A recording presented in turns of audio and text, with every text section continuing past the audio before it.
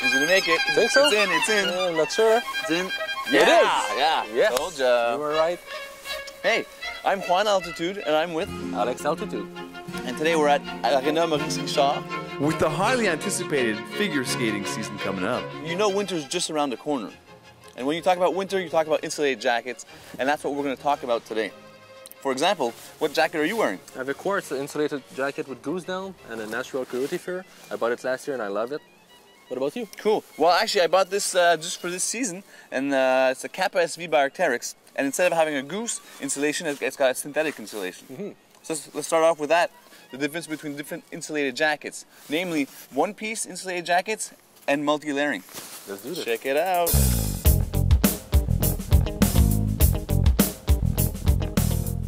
Hey Juan. Hey Alex. I have a few questions on the website. Go right ahead. People are asking me which kind of winter jacket should they get. That's a great question, especially with winter coming up. To keep it simple, I'm going to separate winter jackets into two different types. One, you have the classic, like I'm wearing. You can see it's just one piece. The insulation is the jacket. Second, you have what Alex is wearing, which is the multi-layering. On the outside, you have a shell protecting against the elements. And on the inside, you have various layers keeping the heat in, the insulative layer. Different activities that go with each. I would say a classic is just waiting around for the bus when it's cold, or just looking good outside standing on a street corner, you know. Whereas with the multi-layering, I would associate it more with cross-country skiing. And that way, depending on how cold it gets and how much heat you're producing, you can vary it with the different layers. Very interesting.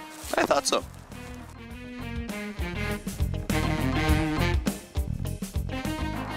Juan, Yeah? it's kind of hot.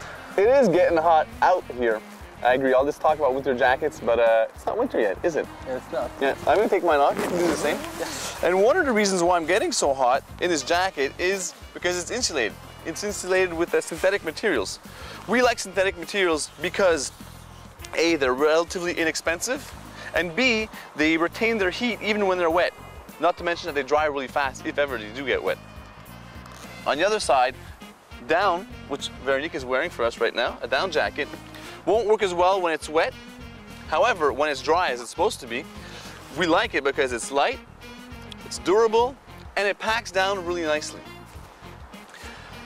So that's for the one-layer jackets, the classic winter jackets. For more aerobic activities where you're multi-layering, you can get either down or synthetic insulation, or you can get a merino wool layer. We like merino wool because it's a natural fiber. It regulates the body's temperature really well, and it doesn't retain any odors, which is great if you're going to be doing an activity for a long period of time. Hey Juan. Yeah?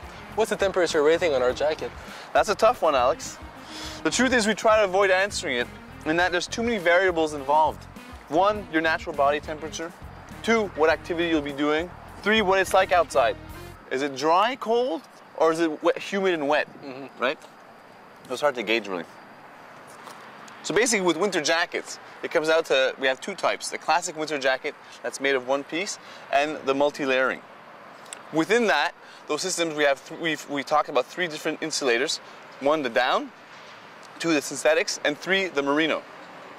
And finally, how choosing your winter jacket isn't about which jacket you're looking for, but what activity you'll be doing. Great. With all this talk about insulated jackets, I'm actually looking forward to winter. For sure, and snowball fights. I'm gonna get ya. All right,